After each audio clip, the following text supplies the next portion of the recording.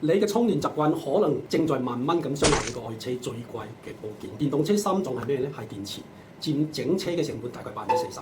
快充嘅時候大功率咁，好似強力泵，嘣嘣嘣，逼住嗰啲鋰電池咧就超速咁去穿梭咁噴出嚟。咁啊持續高溫會導致電池材料加速咁老化，容量咧就永久咁消減。咁咧其實快充咧係救急藥嚟嘅，唔係常餐啊！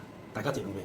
其實真正用電池咧靠嘅係咩咧？係中速，7至20 K 得最啱嘅最好嘅。功率咧溫和，就好似你電池做一啲舒緩嘅按摩，一晚咧加充10小時咧，補電就70度，足夠你一日嘅行程㗎啦，以420公里到嘅啫一日，相當於港島到機場來回40次㗎啦，慳翻咗頻繁嘅玩光狂充電樁嘅奔波啊，同埋電池更加長壽，你自己更加豐容啊嘛。OK， 我哋算一筆帳啊。你頻繁咁快充，你電池衰減就非常之快嘅，你將來換電池嘅成本就非常之高嘅。